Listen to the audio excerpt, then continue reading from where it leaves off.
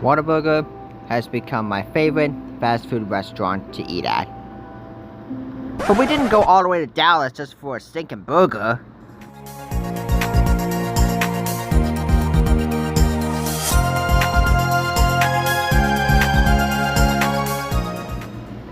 Yes, this is the real reason I went all the way to Dallas. Vintage Computer Festival Southwest, hosted at the University of Texas, Dallas. I've been looking forward to this all month this last June, and now I get to share my experience with y'all. First day was packed in the main lobby, as you would expect. The free stuff tray table had some 8mm video cassettes and this nice CRT monitor. The second tray table had a lot of PC parts, a lot of stuff I wasn't really interested in, and weirdly a laptop keyboard. The kind of stuff you'd find on here is pretty interesting, like this random modern photo frame device. There was a Microsoft USB mouse, and over here, the National Video Game Museum had an Atari 2600 set up with cartridges. And here we are at the main area of VCF. First thing that caught my attention was this TRS-80, and then there's this Apple II, that IBM PC, and this random giant computer thing. I have no idea what it is.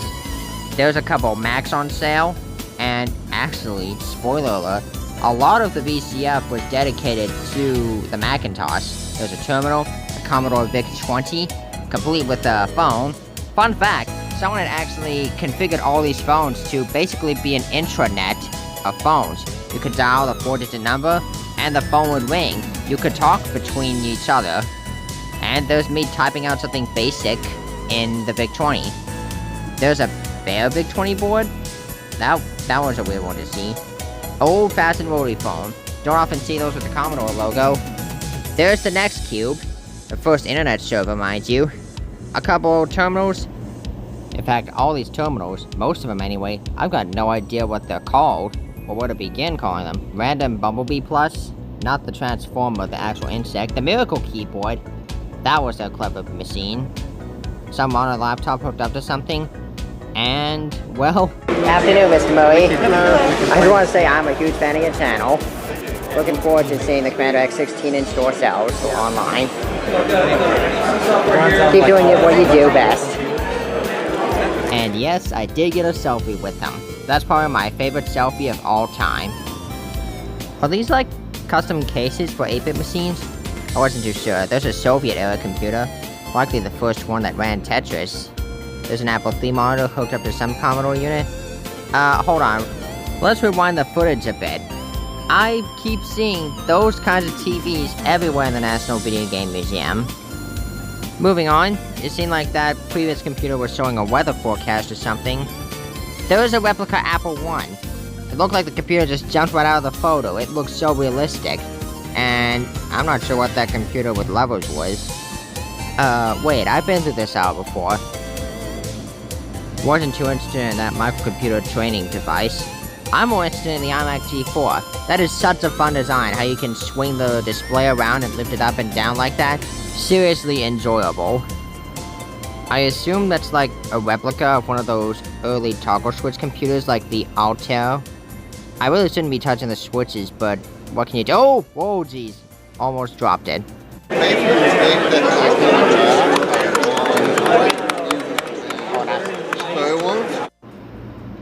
This booth belongs to the Macintosh Librarian. She talks all things retro Macintosh, and this is her 3D printed Macintosh SE plus LCD conversion. It's actually more of a Raspberry Pi inside a Macintosh SE case. And if we pan over to our right, we will see Mackie, her assistant of sorts. Mackie is an original character by Macintosh Librarian, being the co-host of her show, actually. I've gone and checked her out. She's a really underrated channel. I'll put her link in the description field so y'all can subscribe to her. Apple II with the LCD display. Weren't these very rare? Yes, they are very rare. Okay. They are this one's modified to have a color and a backlit. Now that's just probably one of a kind. Yes, it is. I'll go find his channel real quick. Yeah. Something doesn't sound good. It was one of those punch card machines that was making that awful noise. Oh! Heavier than I thought. Mac Heaven. With Elisa as well. Ooh, the wagon just collapsed. And here's an original Commodore PET 2001. I was very surprised to see the original PET here. Yeah, I tried to turn on the power. I did eventually find the switch, but it was not powering on.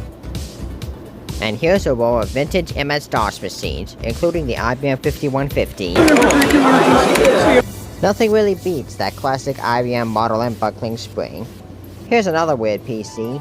It's, well, I don't know. And here is basically an Unreal Tournament 2004 multiplayer session. Next to the iMac is where the guy has all his phones set up. By the way, that's probably a 27-inch iMac, the exact model I'm looking for. And there's a Windows XP laptop. Always great to see that Bliss wallpaper. Can't go wrong with this. Well, actually, you can go wrong with this. Evidently, it was not plugged in. Also, the corner of my eye, I saw the Tandy Model 100, or a variant of it. Next to an Apple II GS is a Macintosh Classic. I'll be honest, this is the kind of Macintosh I would want to get. Come back and bring me on. Okay. Some things, yeah. I don't remember what I was talking about there. The M7803. The M7803 keyboard is definitely my favorite iMac keyboard. What the? Isn't that a bit dangerous? And here I am, struggling to understand an Apple IIc for a good 30 seconds or so. Moving on. What has happened here? I have no idea how to diagnose a CRT issue like that. Moving back to me talking live. Ain't this something? One heck of a PC right here. Sorry, this is one heck of a Mac right here. Color Classic. I think that's pretty rare. I just can't help myself. C4s are always so fun. My GS Teddy Ruxpin. An original Teddy Ruxpin has been on my wish list for a while now. Seller says he's selling them for parts, not working, but I was interested in trying to get him fixed up right here at VCF. So I opened up his back vest and took a look at his battery compartment. 4 C batteries is what he required, which I did not have on hand right then and there. Macintosh Plus. Oh, this is a nice looking boombox. That just sounds awesome, this keyboard. There's the Tandy Color Computer 3, 4, Deluxe, and some sort of custom terminal color computer. I have no idea what that PC is. On this table we have a row of Commodores with the very custom Commodore 64 right there. That one piqued my interest. Couple of the Pets and Amigas. The 8-bit guy actually covered one of these custom VIC-20s on his channel. Apparently they used to belong to some sort of radio station. Either way, these were up for the charity silent auction. There's a working pad, some micro-tape answering machines, and some oscilloscopes. That's one thing I didn't expect to find, just someone having oscilloscopes at BCF. I have no idea what that portable machine was, and I have no idea what to make of this setup. And here are some prototypes. Not allowed to touch the prototypes, but still cool to see that someone actually collects prototypes. Some more DOS PCs. That is not a Philips CDI like I originally thought it was. It was something else entirely. And there's the monorail. A lot of people consider this the first sub-$1,000 personal computer. I mean, monorail tried. Yes, what's that? There's something you don't see every day. An original Macintosh 128K. With what I call the training disk.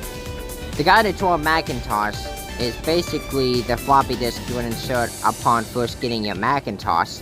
And it would show you everything that the unit had to offer. There was an audio tape that went along with it, and it also took over your mouse for some demonstrations. Most of the demonstrations, in fact, did that. Commodore 64, Apple IIc, some Atari system, and a Commodore Plus 4, all laid out in a row. That looks like a cassette tape recorder straight from Mission Impossible, don't you agree?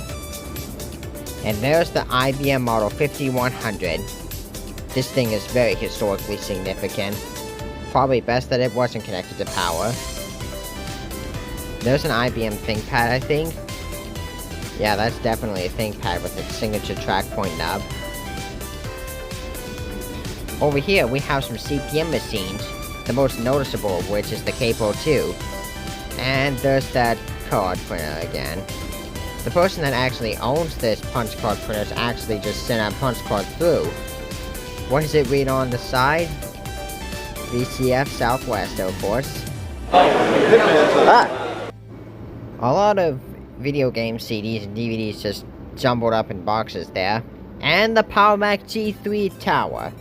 Love that Bondi blue color scheme. And an original Bondi blue iMac G3. Now, I have a graphite iMac G3, as you know. The hard drive on it is completely fried and awaiting replacement. Now, the festival isn't just confined to one building. It actually takes up 3 separate buildings. The one we're about to enter right now has the Media Archaeology Lab exhibit. It also has this nice art piece of various TVs showing various things. Really makes you nostalgic for the era of the CRT, the golden era of the CRT, I'd say. Up on the shelves, we see stuff like a TRS-80, Macintosh SE, iMac G3, all available for auction, and here's the Media Archaeology Lab. A lot of the things here you can demo out for yourself, like the iBooks, the PowerBooks, a row of iMac G3s, the blue one is broken right now, and then there's this slider projector here just ticking away right now. Each iMac is running a different program right now, and then if we look around to the table behind us, we can see another portable TV, another oscilloscope that's live, another G4, and a Power Mac G4 tower. Oh, they have the first gen iPod! That's unfortunate, I've been looking for one myself as well. On this other table, we see a couple 2Cs, and another Macintosh 128K. And there's another portable TV, and another one, and another one, and another one. Portable TVs on the shelves everywhere. Oh, the door stopped. It's the next day. Another day at VCF. Another day leaving the hotel. I'm off to get some breakfast. Why don't you join me on that adventure?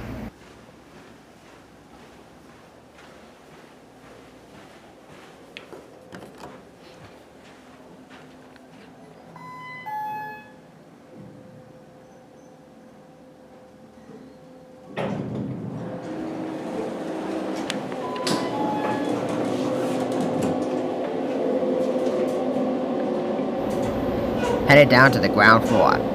First to get some breakfast, and then it's off to the festival once more.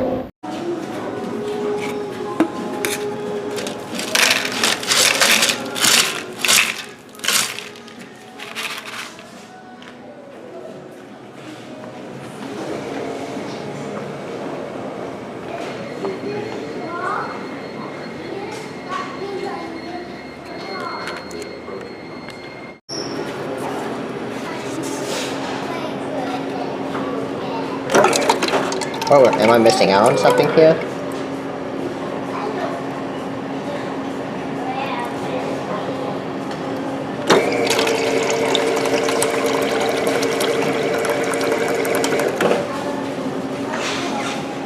Yes, I have. For context, as a child I never really liked orange juice. Now as an adult, I can come to appreciate its flavor.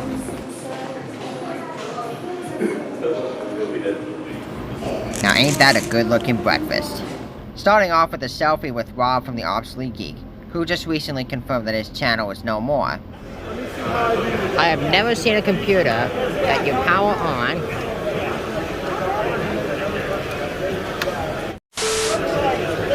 I have never seen a computer that you power on with a key. This is an official Apple monitor. Portrait. The IBM ThinkPad 701CS with the butterfly keyboard.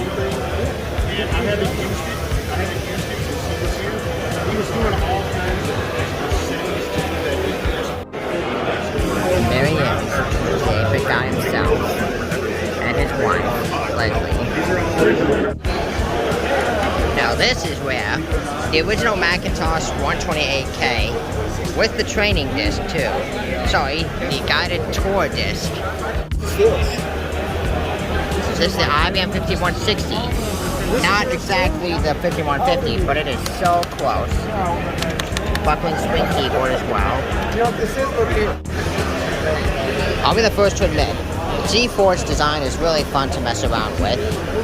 Hey, can you show me that PowerPoint? There you go. This guy has a workshop full of Teddy Ruxpins that he mods, fixes, and he's selling this one for parts. And I bought one from him for 20 bucks. I then attended the YouTuber panel, but I didn't stay long as the 8-bit guy wasn't talking as much as I hoped he would. And well, that's the end of it.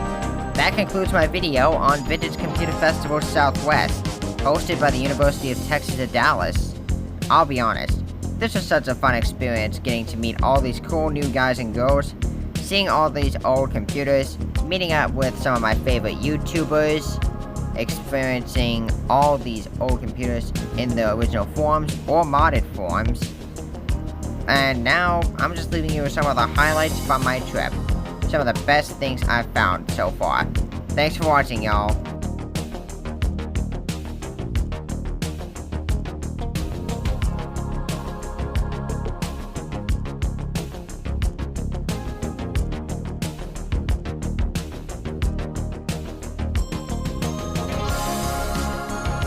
The moment I find out that computer's model number, I'm getting it.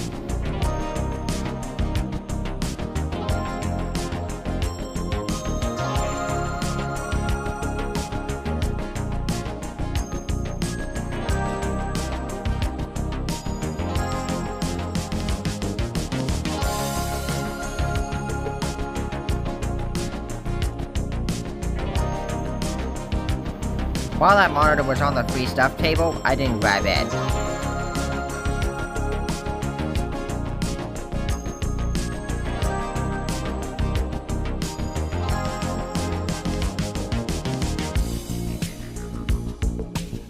Thanks again for VCF Southwest. I look forward to coming back next year. Yeah.